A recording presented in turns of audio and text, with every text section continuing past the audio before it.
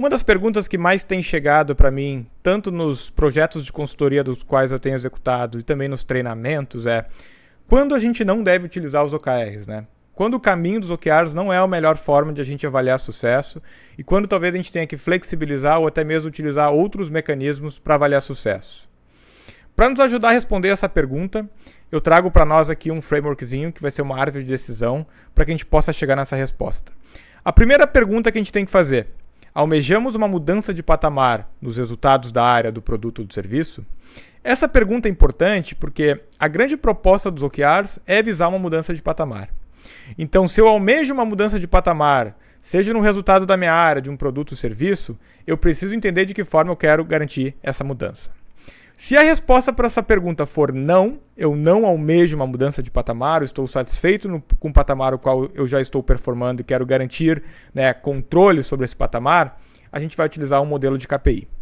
Se a resposta for sim, a gente precisa fazer uma nova pergunta, né? Essa nova pergunta vai ser: já definimos as iniciativas que iremos implementar? Ou seja, já sabemos todos os projetos, todas as ações e entregas que a gente precisa ter? Se a resposta for não, não sabemos, a gente realmente precisa validar a hipótese, a gente precisa testar outras alternativas para poder encontrar as melhores iniciativas, a gente segue utilizando o modelo de OKR. Se a resposta for sim, já temos os projetos, já temos as entregas definidas, a gente precisa fazer uma nova pergunta.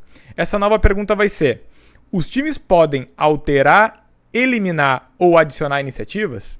Se a resposta for não, os times não podem alterar, nem eliminar, nem adicionar nenhuma iniciativa, a gente vai utilizar um modelo de KPI. Agora, se os times têm autonomia e autogestão para fazer qualquer tipo de alteração, para substituir, para trazer novas iniciativas, a gente vai seguir utilizando o modelo de OKRs. Tá? Para ficar mais claro, pessoal, diferenças de KPI e OKR. Com KPI, a gente busca muito mais uma lógica de comando e controle sobre as entregas, sobre as iniciativas. Então eu quero garantir que a entrega vai ser feita da forma como ela foi concebida, no prazo que foi concebido, no custo que foi determinado. Tá? Quando a gente utiliza OKRs, a gente busca muito mais dar autonomia e autogestão para que os times definam as melhores escolhas a nível de portfólio de iniciativas e que eles consigam se autogerir para definir se aquela é a melhor escolha ou não. Segundo ponto. No modelo de KPI, a gente tem processos pré-definidos, a gente tem rotinas, a gente tem projetos que já foram pré-concebidos, né? Com o OKR, a gente ainda está passando por um processo de teste e validação de hipóteses, né? A gente pode sim ter algumas certezas, mas a gente trabalha num ambiente de muito mais volatilidade e incerteza sobre as nossas respostas. E esse é o terceiro ponto, né? A gente utiliza a KPI, onde a gente sabe qual é o padrão que a gente vai desenvolver e a gente tem previsibilidade sobre o que vai ser feito, né? O resultado que eu vou atingir com base no que eu vou fazer. Já em OKRs, a gente opera com muito mais incerteza e volatilidade. Eu não tenho certeza que se eu fizer determinado processo, determinada rotina ou executar determinado projeto, que eu vou ter o resultado esperado, né?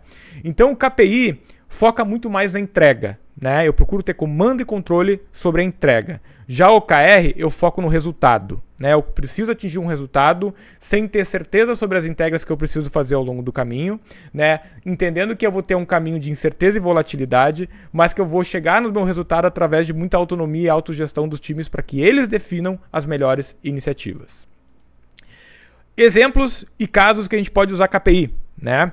Então, casos em que teremos rotinas e tarefas a serem executadas e que não visam mudança de patamar, ou entregas chaves que precisam ser atendidas por questões estratégicas ou regulatórias, né? Exemplos: rotinas e tarefas, fechamento contábil, pagamento dos salários, são tudo rotinas e tarefas, né, em que os times não têm escolha sobre fazer ou não fazê-las, né? Eles devem executar. E uma entrega-chave que a gente pode determinar por questões regulatórias, por exemplo, é a questão do LGPD, né?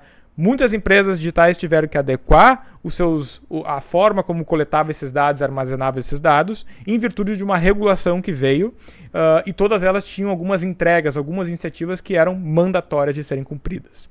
Então aqui, pessoal, eu espero que tenha ficado um pouco mais claro momentos em que a gente deve utilizar a KPI, momentos que a gente deve usar o OKR, né? E quando que a gente não deve, de certa forma, utilizar os OKRs e partir para um modelo alternativo.